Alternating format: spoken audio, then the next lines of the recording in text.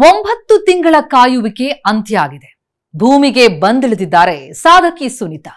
ಆ ಕ್ಷಣ ಇದೆಯಲ್ಲ, ಆ ರೋಚಕತೆ ಇದೆಯಲ್ಲ, ಮೈ ಜುಮ್ ಅನ್ನತ್ತೆ. ISS ಕ್ರೂ 9 ಸದಸ್ಯರನ್ನ ಹೊತ್ತಂತಹ ಸ್ಪೇಸ್ ಎಕ್ಸ್ ಡ್ರ್ಯಾಗನ್ ನೌಕೆ ಫ್ಲೋರಿಡಾದ ಸಮುದ್ರದಲ್ಲಿ ಸುರಕ್ಷಿತವಾಗಿ ಬಂದಿಳಿತು. ಮಾರ್ಚ್ 18, 2025 ನಮ್ಮ ಭಾರತೀಯ ಕಾಲಮಾನ ಬೆಳಗ್ಗೆ 10:35ಕ್ಕೆ ಅಂತಾರಾಷ್ಟ್ರೀಯ ಬಾಹ್ಯಾಕಾಶ ನಿಲ್ದಾಣದ ಹ್ಯಾಚ್ ಅನ್ನ ಅಂದ್ರೆ ಬಾಗಿಲನ್ನ ಮುಚ್ಚಿ ಅನ್ಡಾಕ್ ಮಾಡುವ ಮೂಲಕ ಭೂಮಿಯ ಕಡೆಗೆ ಪ್ರಯಾಣ ಆರಂಭ ಆಗುತ್ತೆ. ಅದಾದ ನಂತರ ಸ್ಪೇಸ್ ಎಕ್ಸ್ ನ ಡ್ರ್ಯಾಗನ್ ಬಾಹ್ಯಾಕಾಶ ನೌಕೆ ಭೂಮಿಗೆ ಮರಳುವುದಕ್ಕೆ ವಿಶೇಷ ವಿಧಾನವನ್ನ ಅಳವಡಿಸಿಕೊಳ್ಳುತ್ತೆ. ಅದರಿಂದಾಗಿ ನೌಕೆ ಭೂಮಿಯ ವಾತಾವರಣವನ್ನ ಬಹಳ ಸುರಕ್ಷಿತವಾಗಿ ಸೇಫ್ ಆಗಿ ಪ್ರವೇಶ ಮಾಡಿತು. ಎಲ್ಲಿ ನಿಗದಿಪಡಿಸಲಾಗಿತ್ತಲ್ಲ ಅದೇ ಸ್ಥಳದಲ್ಲಿ ಇಳಿಯೋದಕ್ಕೆ ಸಾಧ್ಯ ಆಯಿತು. ಜೊತೆಗೆ ಬೆಳಗಿನಿಂದ ನಾವು ಆ ದೃಶ್ಯಗಳನ್ನ ನೋಡ್ತಿರ್ತೀವಿ. ಆ ಟಚ್ ಡೌನ್ ಪ್ರಕ್ರಿಯೆ ಹೇಗಾಯ್ತು, ಬಹಳ ರೋಚಕ. ಕ್ರೂ ಡ್ರ್ಯಾಗನ್ ಕ್ಯಾಪ್ಸೂಲ್ ಆ ಫ್ಲೋರಿಡಾದ ಸಮುದ್ರದ ಮೇಲೆ ಟಚ್ ಡೌನ್ ಆದಂತಹ ಬಗೆ ಹೇಗಿದೆ ಅದನ್ನ ನಿಮಗೆ ಹಂತ ಹಂತವಾಗಿ ವಿವರಿಸ್ತಾ ಹೋಗ್ತೀನಿ. ಆಕಾಶದಿಂದ ವೇಗವಾಗಿ ಬರುವಂತಹ ಈ ಕ್ಯಾಪ್ಸೂಲ್ ನಿಧಾನವಾಗಿ ಲ್ಯಾಂಡ್ ಆಯಿತು. ಭೂಮಿಯ ಗುರುತ್ವಾಕರ್ಷಣೆಗೆ ಒಳಪಡೋವರೆಗೆ ಅದ್ರ ವೇಗ ಎಷ್ಟಿತ್ತು ಗೊತ್ತಾ?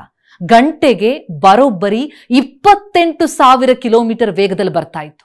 ಯಾವಾಗ ಅದು ಭೂಮಿಯ ವಾತಾವರಣಕ್ಕೆ ಬಂತೋ ಆಗ ಆ ವೇಗವನ್ನ ಕಡಿಮೆ ಮಾಡಲಾಯಿತು. ಭೂಮಿ ಪ್ರವೇಶದ ಬಳಿಕ ಕ್ಯಾಪ್ಸೂಲ್ನಲ್ಲಿರುವಂತಹ 4 ಪ್ಯಾರಾಚೂಟ್ಗಳು ತೆರೆದುಕೊಳ್ಳುತ್ತವೆ. ಈ ಪ್ಯಾರಾಚೂಟ್ಗಳು ಕ್ಯಾಪ್ಸೂಲ್ ವೇಗವನ್ನ ತಗ್ಸುತ್ತವೆ. ಅಂದ್ರೆ 28,000 ಕಿಲೋಮೀಟರ್ ವೇಗದಲ್ಲೇನು ನೌಕೆ ಬರ್ತಾ ಇತ್ತು ಅದರ ವೇಗವನ್ನ ಹಂತ ಹಂತವಾಗಿ 186 ಕಿಲೋಮೀಟರ್ಗೆ ತಗ್ಗಿಸಲಾಯಿತು. ಫ್ಲೋರಿಡಾ ಸಮುದ್ರದಿಂದ 6,000 ಅಡಿ ಎತ್ತರ ಇದ್ದಾಗ 2 ಪ್ಯಾರಾಚೂಟ್ ಓಪನ್ ಆಗುತ್ತೆ. ನೌಕೆಯ ವೇಗ ಮತ್ತಷ್ಟು ಕಡಿಮೆ ಆಗುತ್ತೆ. ನಂತರ 3ನೇ ಹಂತ, ಆಗ 1,000 ಅಡಿ ಎತ್ತರದಲ್ಲಿದ್ದಾಗ ಸಮುದ್ರ ಮಟ್ಟದಿಂದ 2 ಪ್ಯಾರಾಚೂಟ್ಗಳು ಓಪನ್ ಆಗ್ತವೆ.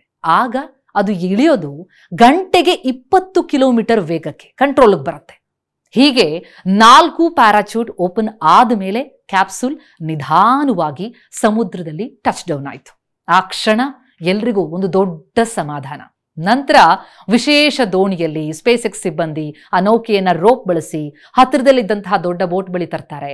ಆ ನೌಕೆಯನ್ನ ಕ್ರೇನ್ ಬಳಸಿ ಬೋಟ್ ಒಳಗೆ ಇಡಲಾಗುತ್ತೆ. ಆ ಬೋಟ್ ಒಳಗಡೆ ಇಟ್ಟ ನಂತರ ಕ್ಯಾಪ್ಸೂಲ್ ಸುರಕ್ಷಿತವಾಗಿದೆಯಾ ಅಂತ ಪರಿಶೀಲಿಸ್ತಾರೆ. ನಂತರ ಕೆಳಗಡೆ ಇರುವಂತಹ ಬಾಗಿಲನ್ನ ಹ್ಯಾಚ್ ಅನ್ನ ತೆರೀಲಾಯಿತು. ಆ ಬಾಗಿಲಿನ ಮೂಲಕ ಎಲ್ಲಾ ಗಗನಯಾನಿಗಳು ಸ್ಪೇಸ್ ಎಕ್ಸ್ ಸಿಬ್ಬಂದಿ ಅವರನ್ನ ಒಬ್ಬೊಬ್ಬರನ್ನಾಗಿ ಹೊರಗೆ ನಿಧಾನವಾಗಿ ಕರ್ಕೊಂಡು ಬಂದ್ರು.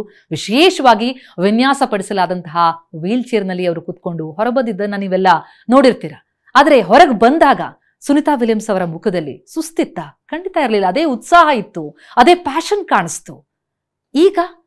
ಈಗ ಅವರು ಹ್ಯೂಸ್ಟನ್ನಲ್ಲಿರುವಂತಹ ನಾಸಾದ ಮಾನವ ಬಾಹ್ಯಾಕಾಶ ಹಾರಾಟ ಕಾರ್ಯಾಚರಣೆಯ ಪ್ರಧಾನ ಕಚೇರಿ ಜಾನ್ಸನ್ ಬಾಹ್ಯಾಕಾಶ ಕೇಂದ್ರಕ್ಕೆ ತೆರಳಿದ್ದಾರೆ. ಅವರಿಗೆ ಈಗ ವಿಶೇಷವಾದಂತಹ ವ್ಯವಸ್ಥೆಗಳನ್ನ ಮಾಡಲಾಗಿರುತ್ತೆ. ಯಾಕಂದ್ರೆ ಅವರು ಇಲ್ಲಿನ ವಾತಾವರಣಕ್ಕೆ ಒಗ್ಗಿಕೊಳ್ಳೋದಕ್ಕೆ ಏನೇನು ಬೇಕೋ ಅದೆಲ್ಲದರ ಬಗ್ಗೆ ಅಲ್ಲಿ ಗಮನವನ್ನು ಹರಿಸಲಾಗ್ತಾ ಇದೆ. ಈ ಸುನಿತಾ ವಿಲಿಯಮ್ಸ್ ಗಗನಯಾನಿಯಾಗಿ ಬಹಳ ದೊಡ್ಡ ಸಾಧನೆ ಮಾಡಿದ್ದಾರೆ.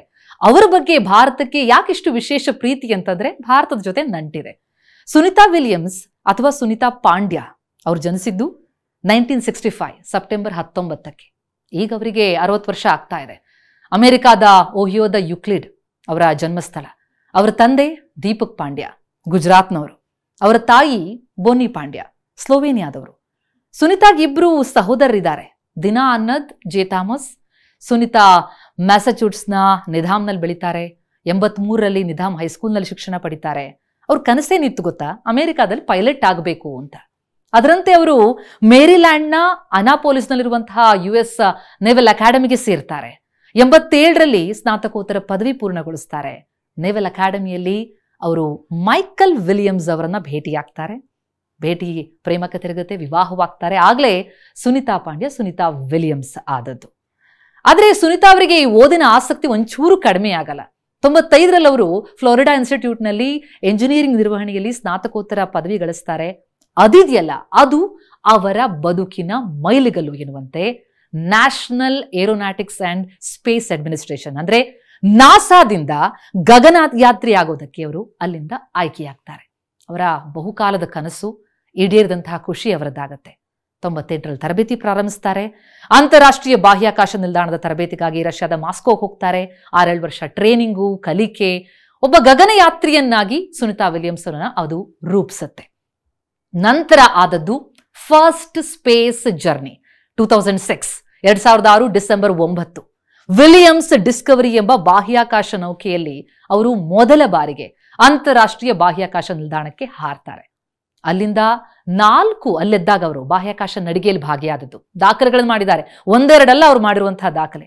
29 ಗಂಟೆಗಳಿಗಿಂತ ಹೆಚ್ಚು ಕಾಲ ಬಾಹ್ಯಾಕಾಶ ನೌಕೆಯ ಹೊರಗೆ ನಡೆದಿದ್ದು, ಅಂದ್ರೆ ಮೊದಲ ಜರ್ನಿಯಲ್ಲೇ ಅವರ ಹೆಜ್ಜೆ ಗುರುತು ಮೂಡಿಸುತ್ತೆ.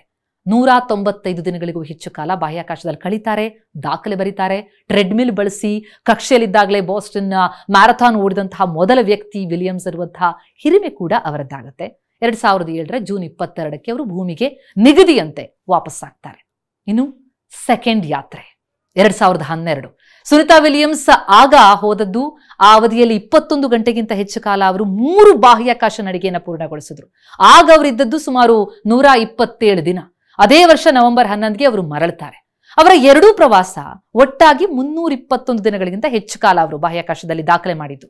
ಅಂದ್ರೆ ಅಮೆರಿಕಾದ ಗಗನಯಾತ್ರಿ ಪೆಗ್ಗಿ ವಿಲ್ಸನ್ ನಂತರ ಎರಡನೇವರಾಗಿ ಬಾಹ್ಯಾಕಾಶದಲ್ಲಿ ಅತಿ ಹೆಚ್ಚು ಸಮಯ ಕಳೆದಂತಹ ಮೊದಲ ಮಹಿಳೆ ಎನ್ನುವಂತಹ ಹಿರಿಮೆಗೆ ವಿಲಿಯಮ್ಸ್ ಪಾತ್ರರಾಗಿದ್ದಾರೆ. ಇನ್ನು ಮೂರನೆಯದ್ದು, ಬೆಳಗಿನಿಂದ ನಾವು ಮಾತನಾಡ್ತಾ ಇದ್ದೀವಿ, ಈ ಬಾರಿಯ ಸ್ಪೇಸ್ ಜರ್ನಿ 8 ದಿನಕ್ಕೆ ಅಂತ ಹೋದವರು ಇರಬೇಕಾದದ್ದು 9 ತಿಂಗಳಾಗ್ಬಿಡ್ತು. ಅಂದ್ರೆ 286 ದಿನಗಳ ಸ್ಪೇಸ್ ವಾಸ. ಆದ್ರೆ ಕೊನೆಯಲ್ಲಿ ದಿ ಎಂಡ್ ಎಲ್ಲವೂ ಸುಖಾಂತ್ಯವಾಗಿದೆ, ವಾಪಸ್ಸಾಗಿದ್ದಾರೆ, ಸುರಕ್ಷಿತವಾಗಿ ಮರಳಿದ್ದಾರೆ.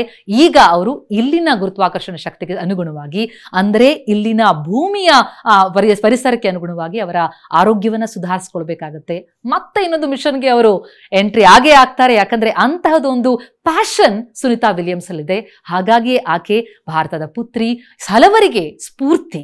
ಆ ಸ್ಫೂರ್ತಿದಾಯಕ ಮಹಿಳೆಯ ಸಾಧನೆಯ ಈ ಗಾಥೆ ಹೀಗೆ ಮುಂದುವರಿತಾ ಇರಲಿ ಅನ್ನುವಂಥದ್ದು ಪ್ರತಿಯೊಬ್ಬರು ಆಶಿಸುವಂಥದ್ದು.